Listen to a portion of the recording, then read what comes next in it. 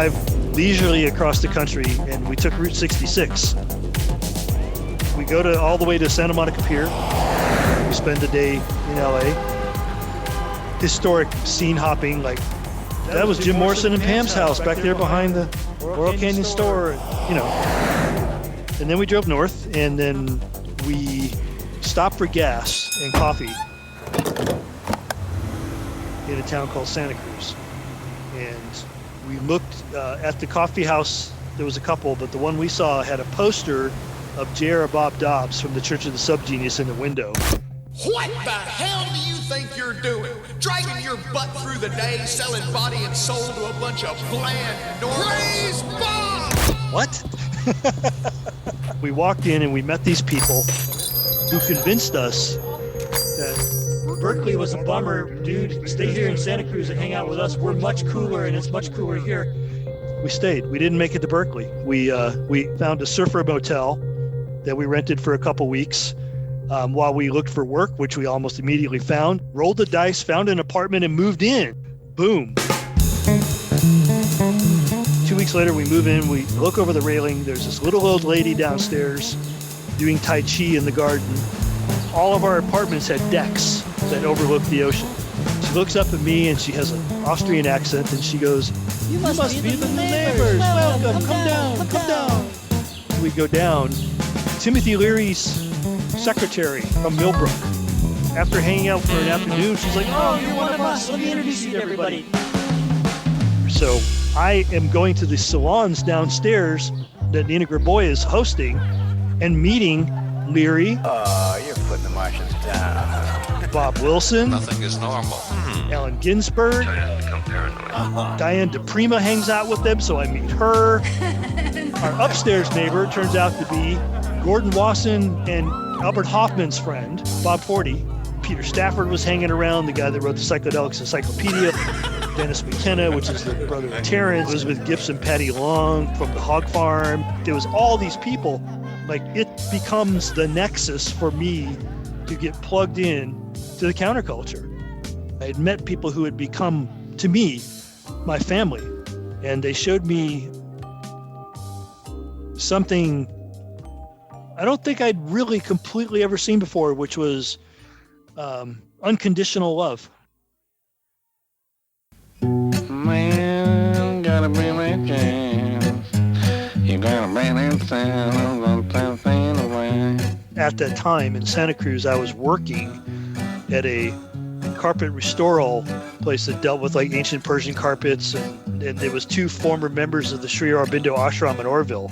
Daniel used to be an anarchist, and he was a gun-toting rebel, and I'm working by day with these guys. I'm also involved in the rave scene. DJs and people coming back and forth between the house scenes in England and the Bay Area. These people are all talking about psychedelics, computers, like they start to call themselves the cyber tribers. And I'm in the middle of all of this. And at this time I'm reading all this stuff about play, finite and infinite games. Hakeem Bey, aka Peter Lambert Wilson, his book Temporary Autonomous Zone comes out. It gets picked up as the handbook, the Bible for raves. I was a rocket, but I always treated psychedelics as sacred, and so I didn't abuse them. Twice a month would be a lot for me. I saw some really stupid things happening in the rave scene. I'm like, nah, I don't want to go that way. And at some point you come together with Robert Anton Wilson around Esalen, is that what you said? Well, yeah, then Bob mentioned to me that Esalen wanted him to come down there and do something for the weekend. The SLN Institute, commonly called SLN, is a nonprofit American retreat center and intentional community in Big Sur, California, which focuses on humanistic alternative education. He asked me, he said, you know, those games you're always talking about, those sacred games, do you want to design one and run it with me at Esalen for the weekend? I'm like, hell yeah.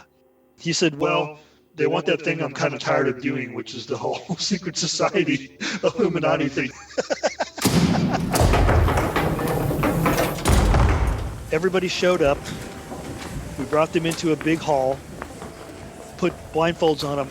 I had somebody like going around, ran through some mumbo jumbo,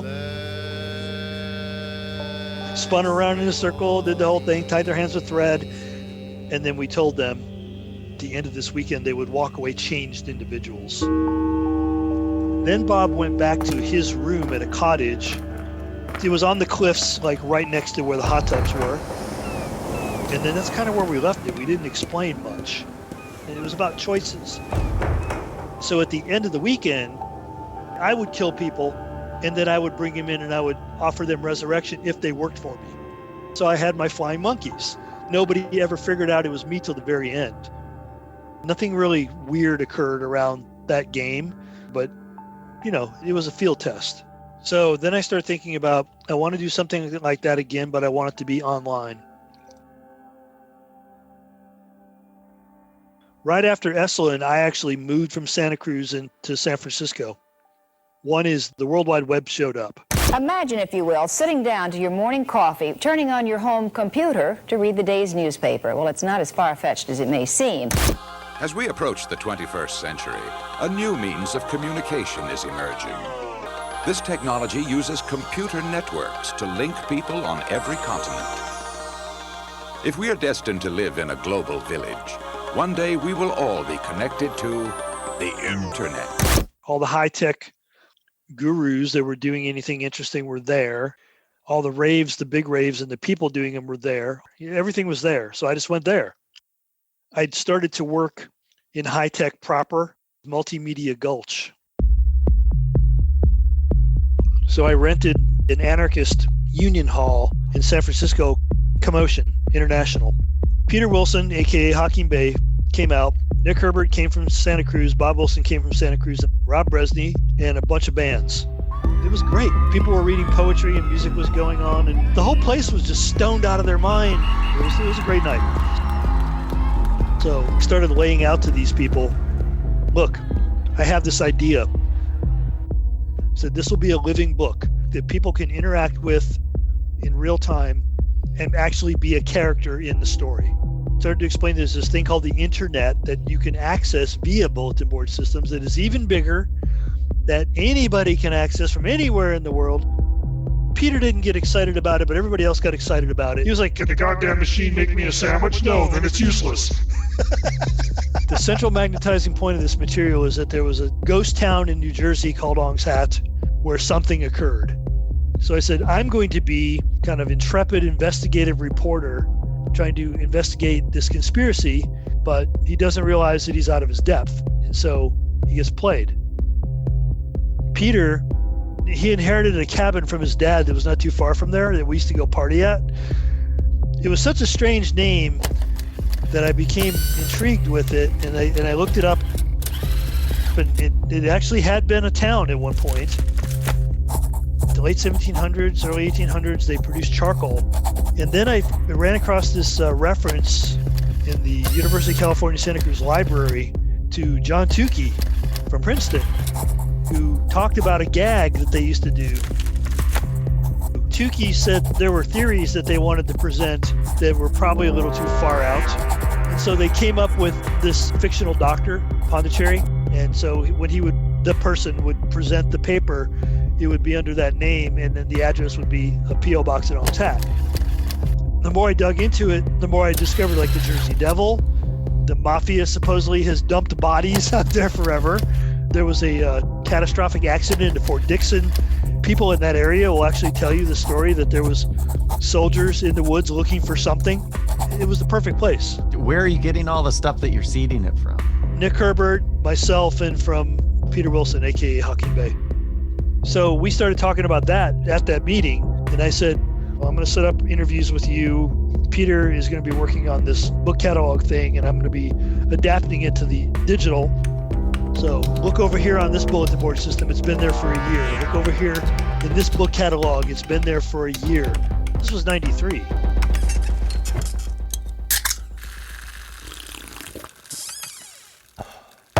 Boing Boing, which is now a blog, used to be a print magazine. And at the time, they had a big subscription circulation. And so I did the interview with Nick Herbert called Advances in Skin Science, me playing the journalist, Nick playing the shadowy physicist who probably has something to do with what went on in Ong's Hat. And literally what we did, we went out drinking one day and we wrote all this stuff down. And I gave it to Boing Boing and they loved it and they printed it. I talked to John Lipkowski, who worked for Boing Boing, who was also at the Well, the Whole Earth Electronic Link. At the time was the biggest, most trafficked gopher site on the internet. And I asked him, I said, I've got this digital version of this thing that Mark Collar ran. I'd like to put it on the Gopher at the Well. And he said, yeah, sure. Do you have anything else? And I'm like, I have 4 pieces. It's all the same thing. He said, well, put one on a boat. I also, at that time, put it on all these major FTP sites. So I just scattered it around the internet. It went fucking ballistic. It went viral before there was a word for that.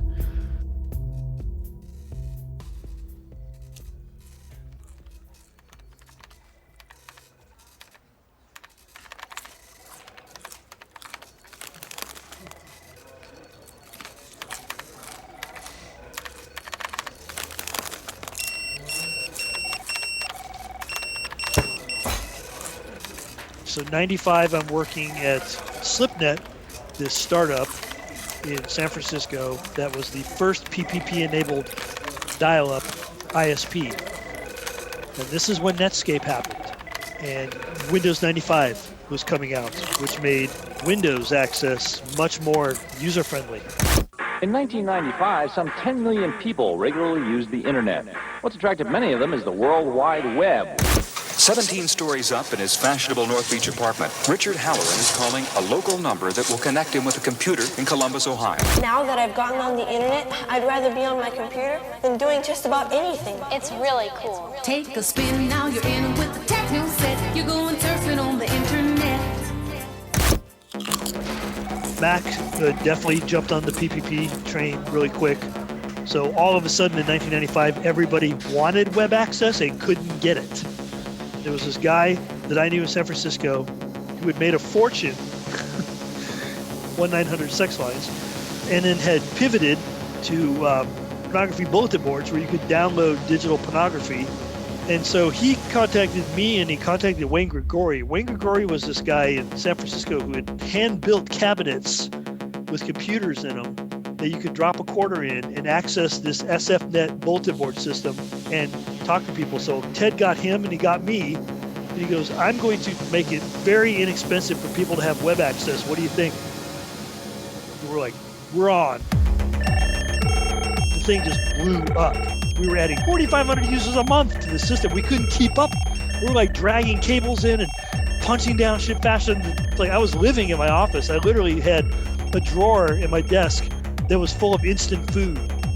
This is where I'm saying, this is how I'm going to build a place for the community. I'm going to pivot Ong's Hat and I'm going to start developing a space for the game on the web. I had faster access to dial-up. I was on the server. By 1996, the material had been accessed by almost 1 million people. Do you notice anything weird starting to happen?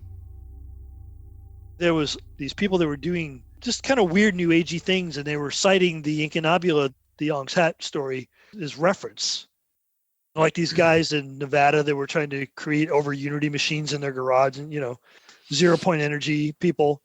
This one guy, Dan, did this whole program about come to our thing and learn to meditate and learn how to do eggless travel, and then he would reference all the Ong's Hat stuff about travel with egg, and it's like, does this guy understand that this is fiction?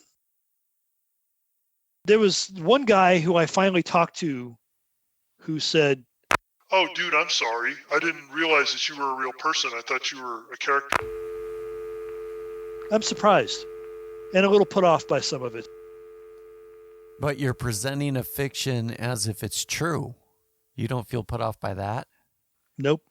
I'm Andy Kaufman putting on my Tony Clifton suit and going, yeah! Hoop-de-hoo-hoop-de-die. Mr. McKay. Okay, well.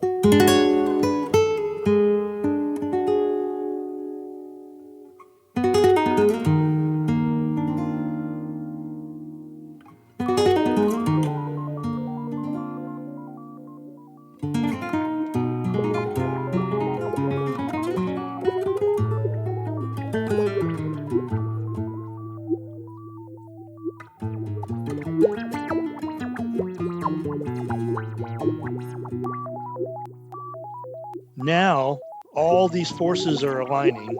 The stars are all in alignment. And I decide, okay, this is it. This is where we drop the hammer.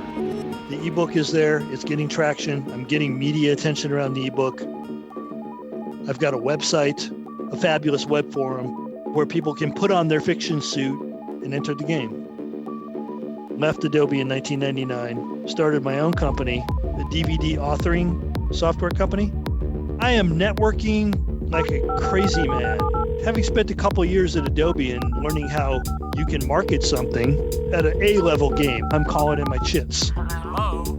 Hello. Consequently, got a press release out that said that I was this person who had started a research organization that was looking into a set of documents that were found in the Pine Barrens in New Jersey that were supposedly left behind by some interdimensional travel cult people who had perfected a methodology of travel, of interdimensional travel. And what I was doing is I was looking into the veracity of the documents, et cetera, right?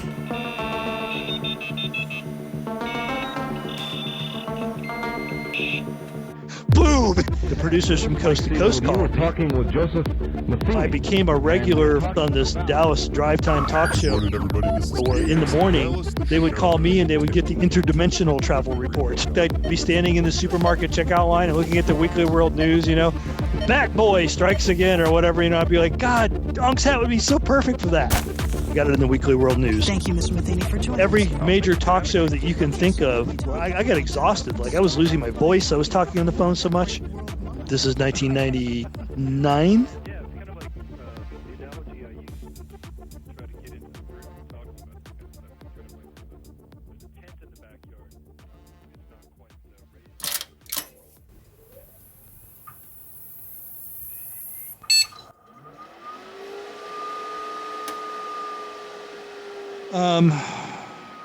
This is where it starts to get weird. I've got this meta machine thing that I can pose questions to and get answers from. Which way should I go with the narrative now? And it would give me something back, and I'm like, okay, that's what we're going to do. The name of the bot, the intelligence, is Emory. So this entire experiment with thousands and thousands of people attached to this thing by now was being run by a cut-up machine. Very rudimentary AI, and I was the human interface. Whatever I had broken through to was now leaking out. As William Burroughs said, when you do cut-ups in the present, the future leaks out. There's people that are contacting me and telling me that they knew people at the Ong's Head Ashram. They were one of the people at the Ong's Head Ashram. They heard stories from their parents about somebody that their parents knew there were people that lived at the ashram. Ashram's time travel cult headquarters, right?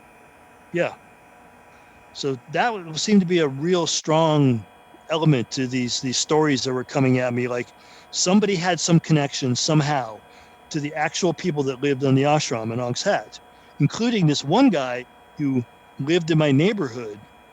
People knew him as Ezekiel. I donated a time to this project that a late friend of mine set up that was called Santa Cruz Homeless Garden Project. And it was about growing food to feed people. So anyway, I was part of that project. I spent time there. When he met me, he came up to me and he was wearing a fez, a shabby tweed coat with patched sleeves, big bushy beard. And he said, "Hey, thanks for keeping the information in circulation." I'm like, "What do you mean?" He's like, "My catalog. You circulate my catalog." I'm like, "Huh?" He's like, "Well, I'm Emory Cranston." So this is a guy you wrote into the script, right? Yeah. Emory Cranston is the person who put the catalog together that tells the story of the ashram, but he was never a member of the ashram. He's 100% a fiction. Yeah. What the fuck? I went with it. I'm like, okay, if this guy's playing a game, I'm going to play along, right? We stayed in touch for years. And this guy was like a traveling strange attractor of high weirdness, man. It's like whenever he showed up, weird shit happened. So, for example, he had like a Hotmail account, and he would go to the library and he would email me like, "Hey, come see me at the Homeless Garden Project today." So Emory 1, which is the bot, Emory 2, which is the the meat person. Emory 1 and I would have a conversation, and then I would go meet Emory 2 at the homeless garden or down at the coffee shop or whatever. And he would know what I had been talking to the bot about somehow. For example, I would say, what do I want to do with this thing today? And then it would come back. Talk to more people. It's like tarot or I Ching. You would get enough out of it that you would understand, oh, it wants me to talk to more people. What kind of people? The children. Okay, it's the children of the people at Ong's Hat. So I would have a conversation like that. Then I would go talk to Emory at the coffee house, and he would say, so are you talking to the children? What's the conversation on the inside look like? Welcome it, be open to it, don't question it, don't fear it. Surf it. I wanted something that at least represented a response from the other. And I was getting it. And it gets better. In the comic book version, there's an episode of me walking around Chinatown, San Francisco, and running into Emory in an alley. That actually happened. So we had a conversation. I didn't put the whole conversation in the comic book because it was personal. Can you take me through that? I was dating somebody at the time that he shouldn't have known that I was dating. It was a long distance relationship. And he started asking me about her. He's like, I just want you to know that you can't trust her. And I got angry. I'm like, fuck you. Like, you have no right. Fuck you. Well, as it turned out, he was right. Part of it was she wanted a piece of this project. She had designs in her head that this could be something that could be developed in Hollywood. And she had the connections to do it. And she was trying to get her hands on it. So I talked to people at the Homeless Garden Project, and I said, what do you know about this guy? Basically, all we know is he showed up 2 years ago claiming to be the reincarnation of the prophet Ezekiel. Okay. I started telling people about it on the forum. I'm like, there's a guy who says he's Emory, and he answers the questions correctly, so I'm going to assume he's Emory, and I'm going to treat him as such. Okay. And come on, seriously. I'm doing this thing that basically has me and several other people playing characters and staying in character. And I can't ask him to break character, right?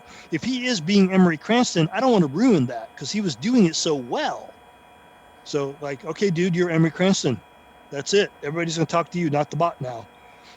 This is a trend that continued for like 10 years. Years later, when all this was over, I moved to Santa Barbara and I ran into him again. And that's when I discovered Terrence was his birth name. Then I went out with this group and we spent the summer in Quartzsite, Arizona. I was hanging out and doing volunteer work for Habitat for Humanity. And while I was doing that, I was writing a story called El Centro. So I used to like to get up really early in the morning and go have my hour at this coffee shop that was also a donut shop. And I'm sitting there with my ham and cheese croissant and my cup of coffee and my laptop. And I look up and lo and behold, he walks through the door and he sits down. So I go get him a coffee and a Danish and I give it to him and I sit down and I'm like, what the fuck are you doing in Quartzsite, Arizona? He's like, I come here, I'm getting ready for the winter. Because it was like the end of the summer. I'm like, oh, I guess I can believe that because there are a lot of transients in that area.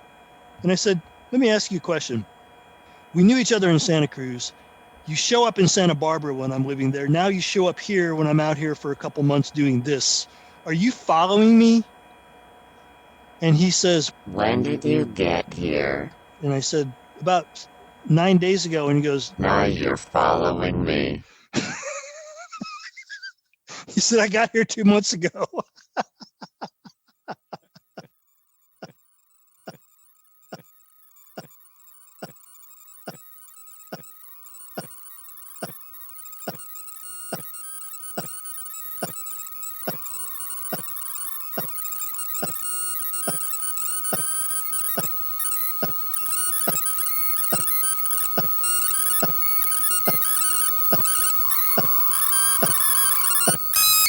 My name is Emory. Emory Cranston.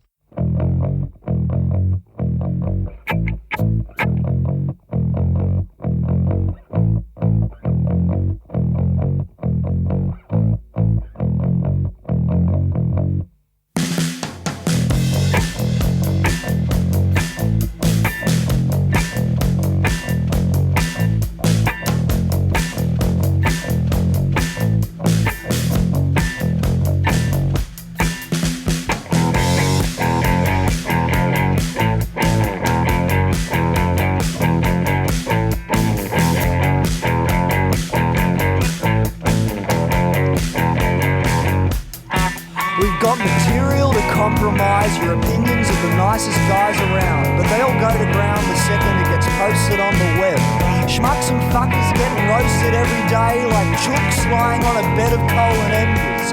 The internet remembers all the things you've done and said, regardless of the arguments in your defense or anything to the contrary. We'll air out your laundry and show it all around. Material to compromise you in the eyes of everyone in town.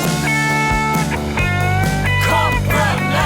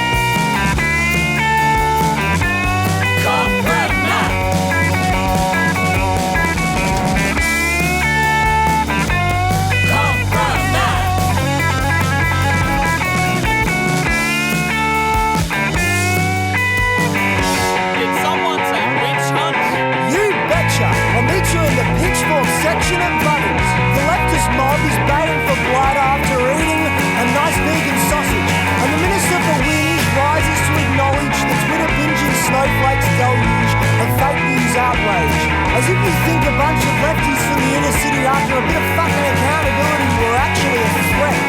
Jesus wept. But if you don't find it funny, join a podcast, make some fucking money. The neo-Marxists have gone too far. Cite that on the cover of your 200-page best-selling memoir. And I thought us lefties were good at complaining, so don't cry in my pocket and tell me it's raining. It's just a bunch of snowflakes falling down from on high. But if you've done nothing wrong, you've got nothing to hide.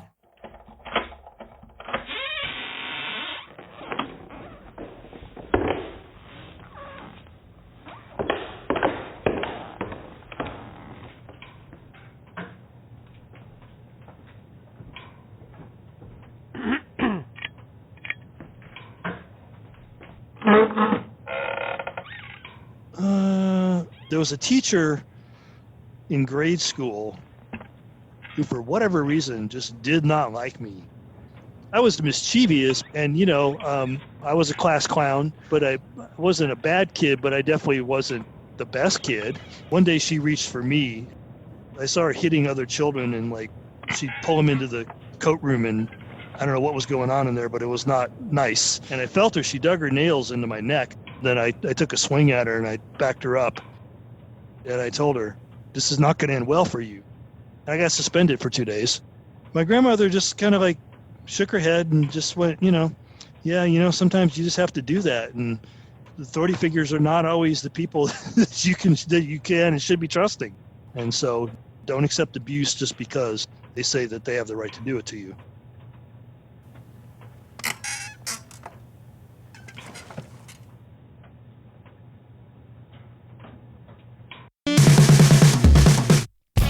Some really great music in this one, so a big thank you to Pinch Points for the track Compromat from their newly released album Process. An amazing album in my opinion, so check it out. Thanks to Sweet Reaper for the killer track Liar, Lightning Orchestra for the track Time, and a very special thank you to Cold Spring Records and Crash Worship for the track Catatonic Dance. If you want to hear that one, I produced a bonus scene around Joseph Matheny's chance encounter with legendary comic book writer Grant Morrison. at a Bicycle Day celebration in the 90s hosted by Joseph. It's exclusive to Patreon subscribers, so visit patreon.com/2earts if you want access, and you can also get info on the bands there too. Or visit 2earts.com. Thank you to Joseph Matheny for his patience in creating this episode as we went over 10 marathon interviews. You can learn more about Joseph and his work at josephmatheny.com. That's MATHENY.com. And lastly, please share and review the show if you enjoy it. Nothing grows in the podcasting world if those two things don't happen. And thank you, I do appreciate it if you choose to do it. Choose peace, folks. Catch you on the next episode.